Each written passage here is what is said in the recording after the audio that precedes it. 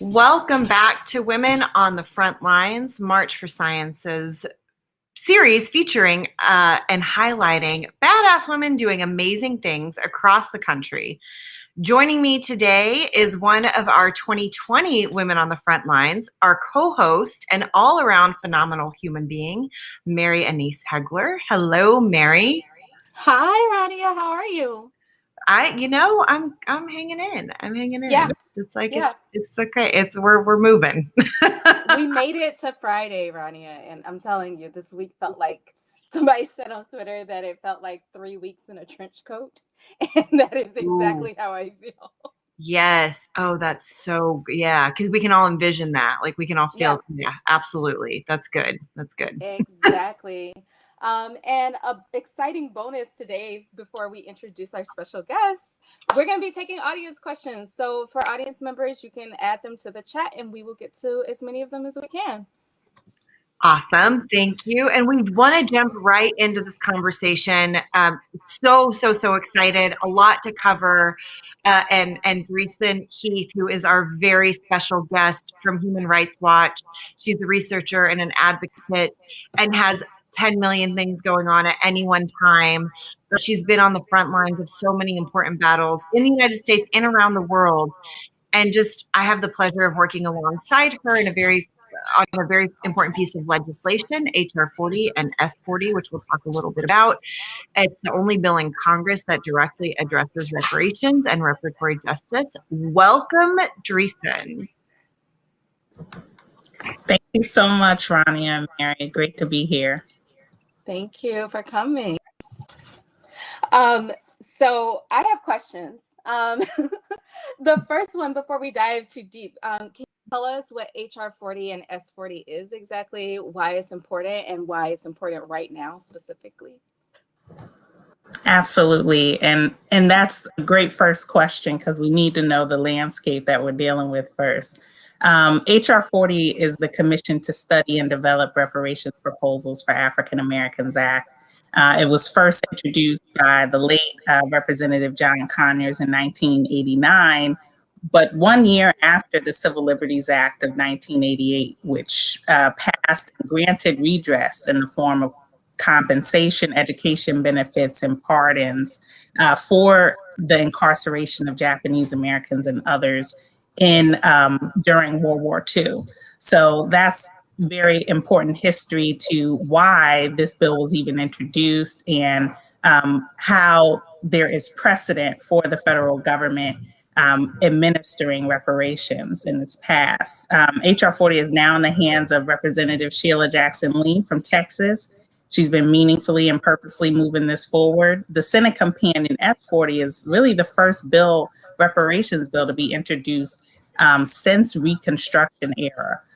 So that is just incredibly important, and we appreciate the leadership of Senator Booker on that issue. But this is a commission to establish a bill to establish a commission to investigate the legacy of slavery, the institution itself, but also the post-emancipation racist policies and institutions, Black codes, Jim Crow segregation, race massacres like the 1921 Tulsa Race Massacre, racial terror lynchings, mass incarceration, the policing institution, housing segregation, gendered segregation, all of these things with racialized impacts. So the federal government has never issued its own official comprehensive study on the impacts of the legacy of slavery and these racist institutions, policies, and practices, and nor have they designed any adequate repair proposals to address these impacts.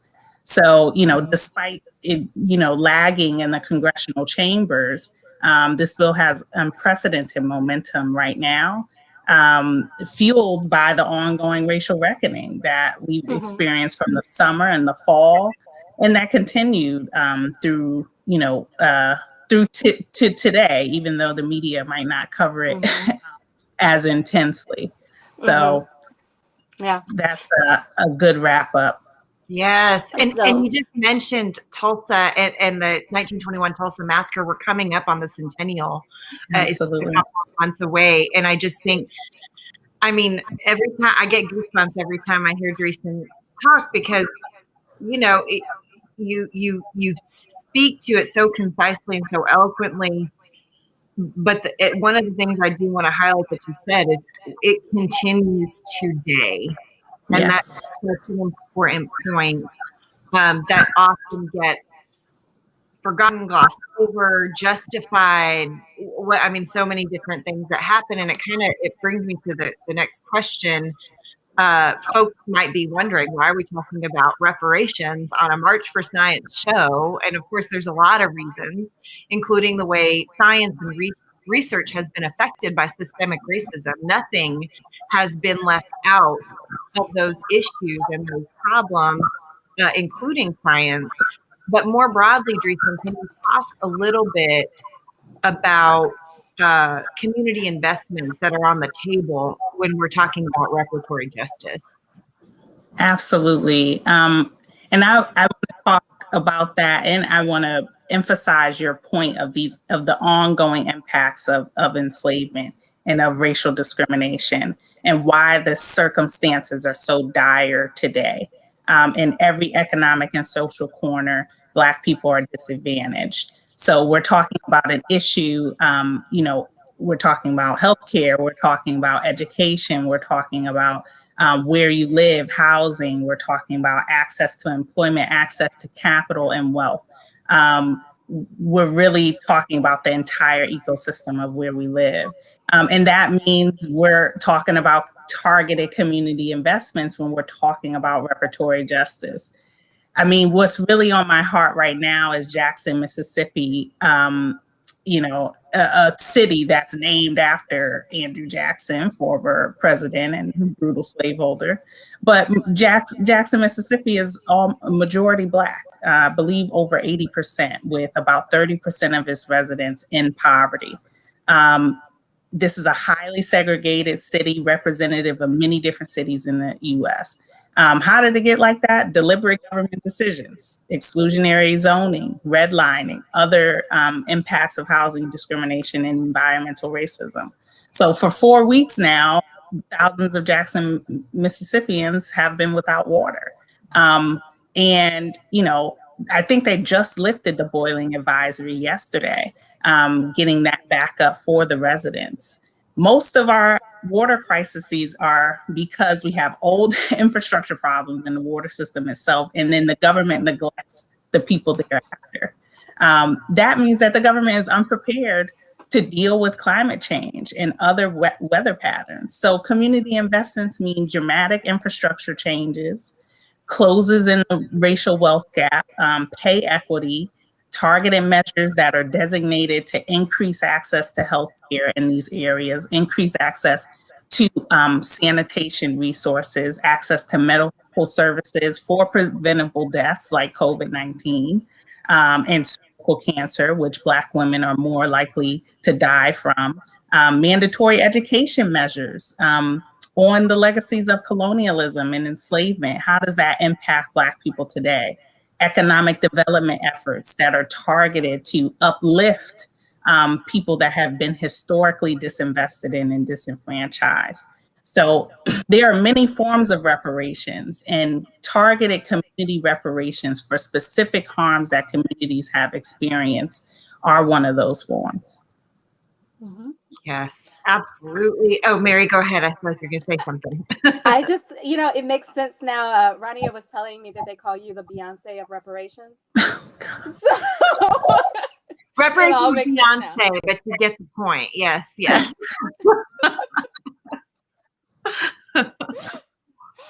Shaking my head. Looks like we have a question from the audience.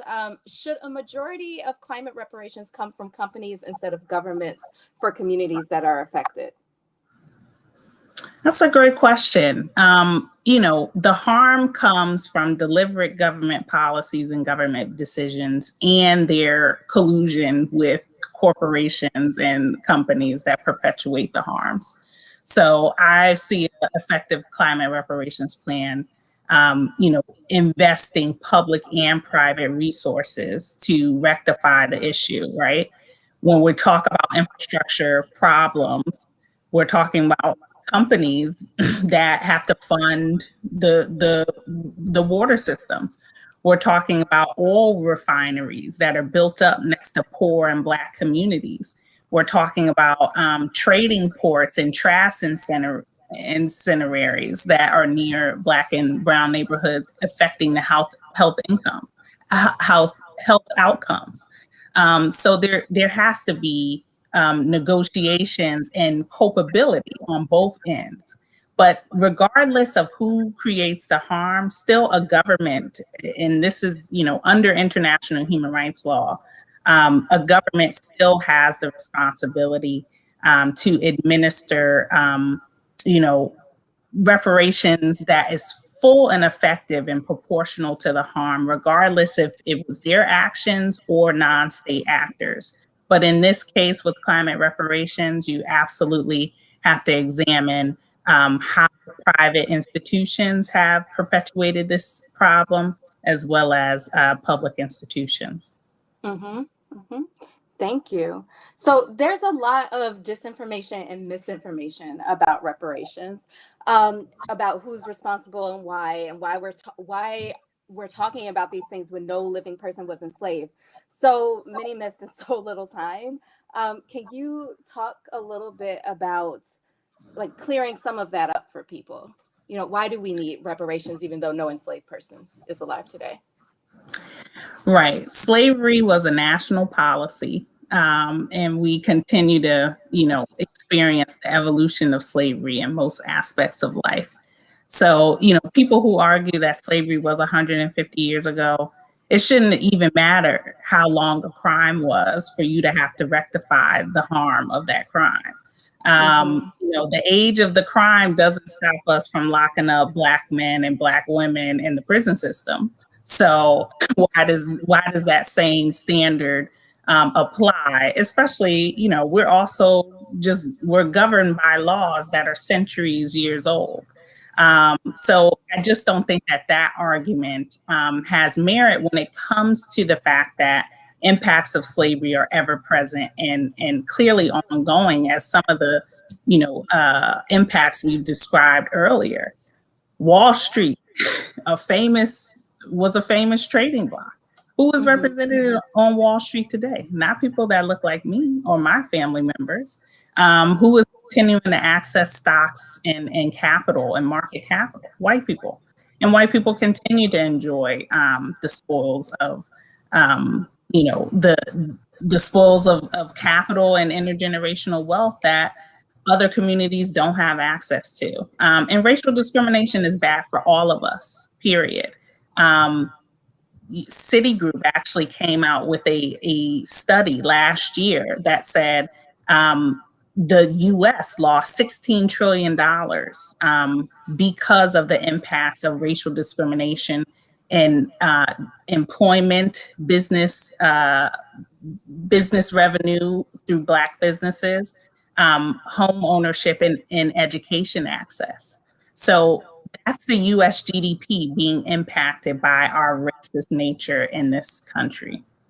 Yeah, I just want to just speak it again. These things are happening right now. Redlining is happening right now. Education discrimination, labor discrimination, lack of access to capital, which we talked about yesterday, you and I, Dreisen, that the PPP was the perfect light shining on the discrepancies for Black and brown communities when it comes to access to capital. And we're talking about recovery capital. That's our money, right? And those are things happening right now. They're a continuation of chattel slavery, and it's not over. We like to pretend like, oh, that was so long ago. No.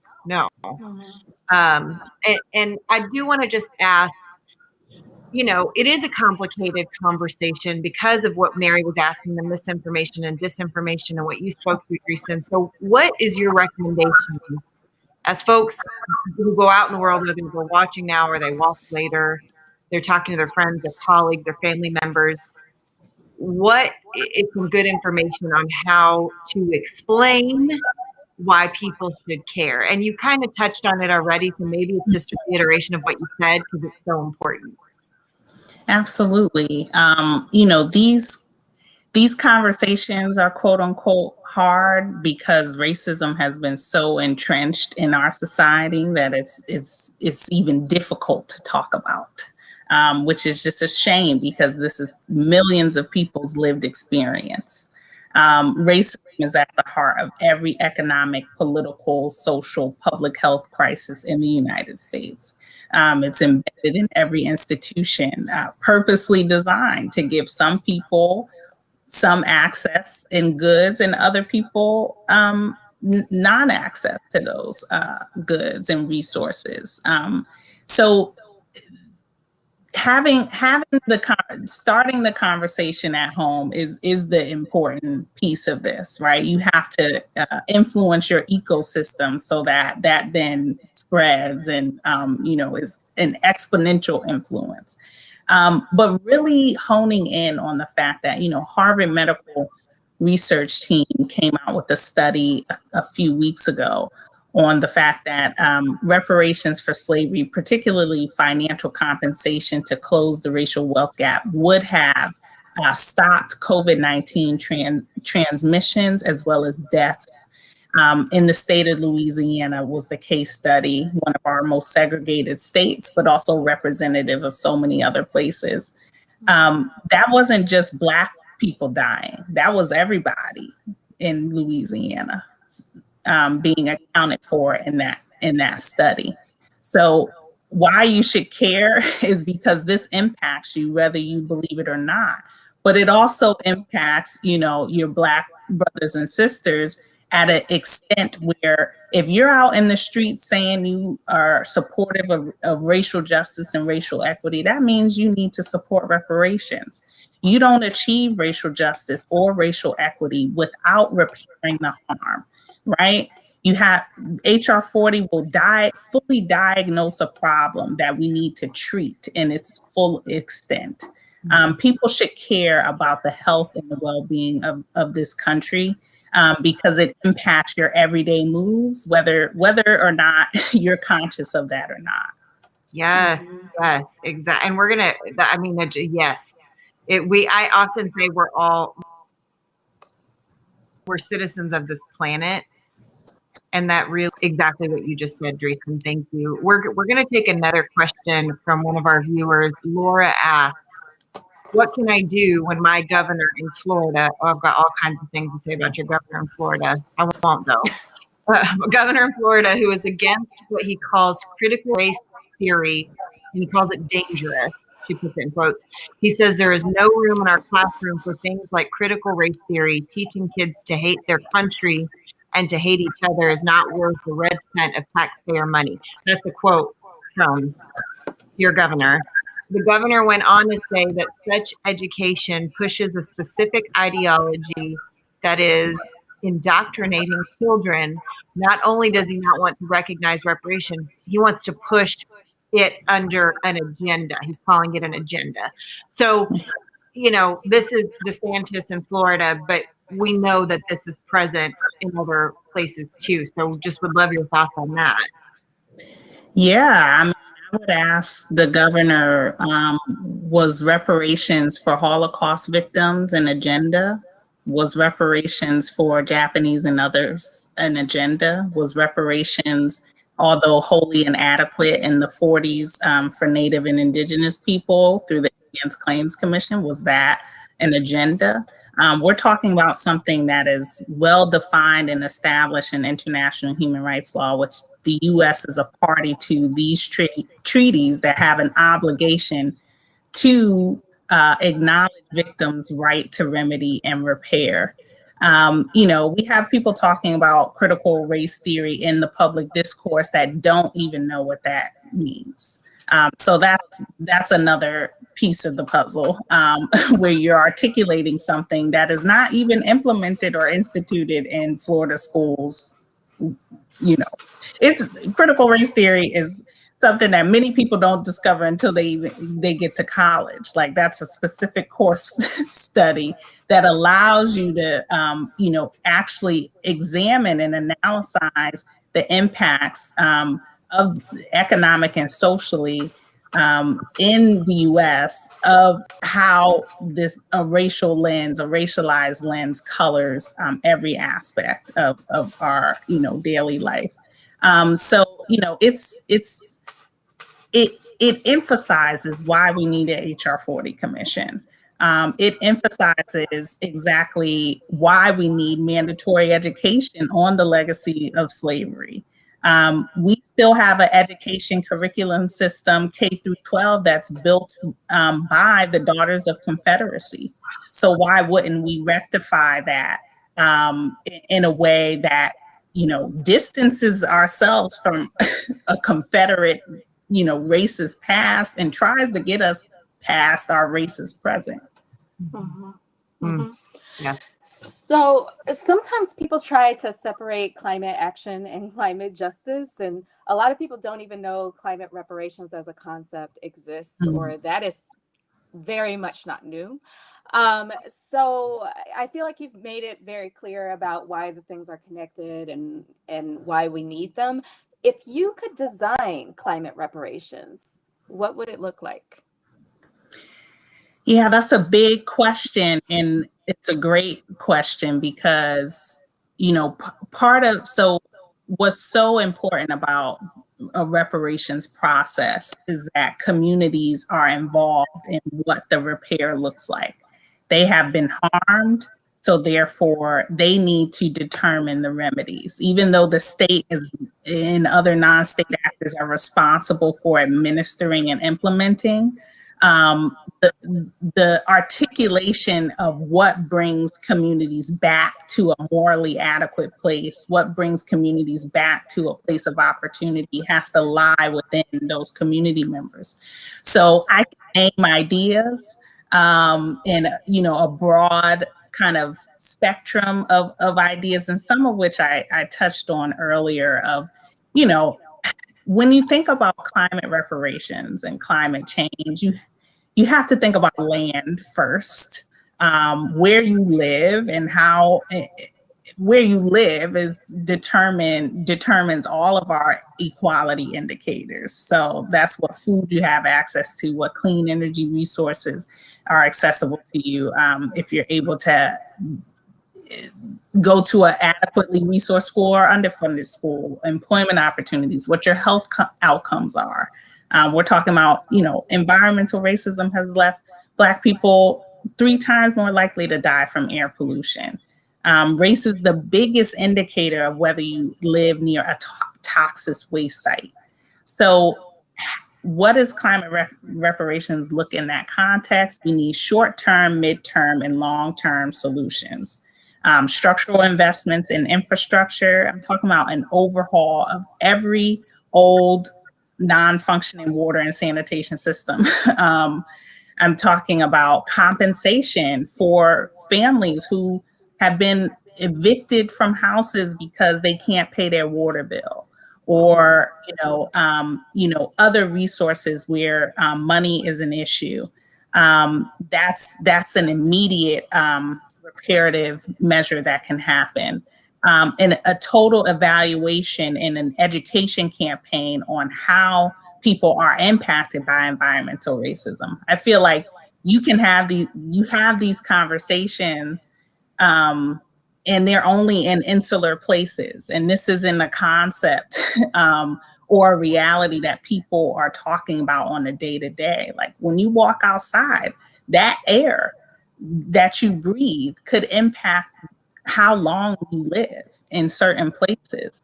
So there needs to be, all the forms necessary to bring communities to a place where, they're not dying at rates higher compared to white people, that they have access to employment resources and other resources, capital resources that actually allow you to live and survive. Mm-hmm. Mm-hmm. Yes. Thank you so much, Dreisen. And before we let you go about your day and all of this important work that you are doing, we have to ask you the question that we ask every one of our women on the front lines, and that is, Dreisen, what advice would you give your 13-year-old self?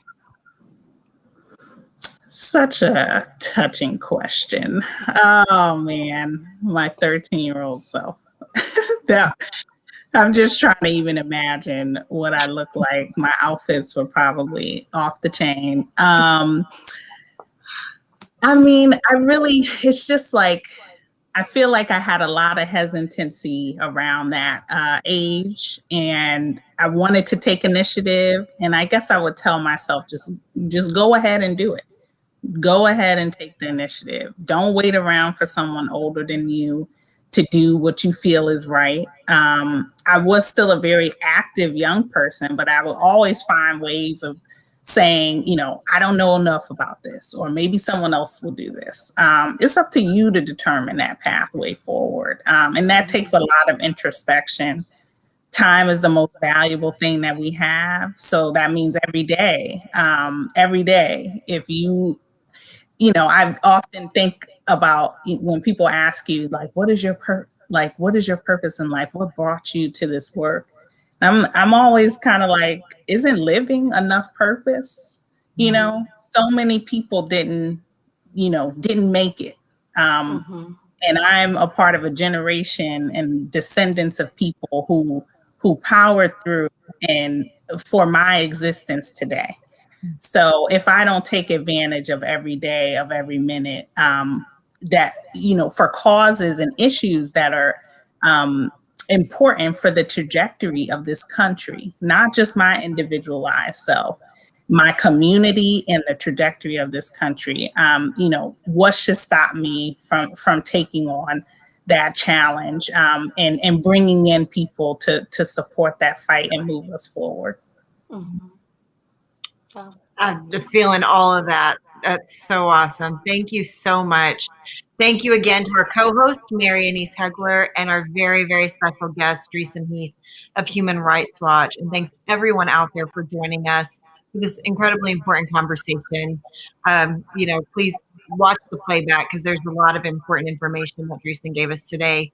And stay tuned for an announcement for our next episode that will air in April. Thank you. Yeah, thank you. And before we finally wrap today, I have an exciting announcement. We're so excited about the release of our latest partnership with Bonsarella. It's a line of fashion masks sustainably and ethically made from vegan-friendly materials, with a portion of the proceeds going toward March for Science's organizing and programs. So excited about this partnership. By purchasing from this collection, you're supporting the future of science advocacy and all the work that we do here at March for Science and with our partners across the country and around the world. It fits nicely over any N95 mask, respiratory mask, or medical mask. And the new Democracy is a Verb mask is built for comfort and purpose. Our wonderful Chief of Staff, Izzy, is going to drop a link into the chats, and you can check it out and get yours today. We're very excited. Please check it out. Order yours today. Thank you so much for everybody out there for tuning in. Again, please watch the replay. So many important notes here and important pieces of information. Take care and be safe.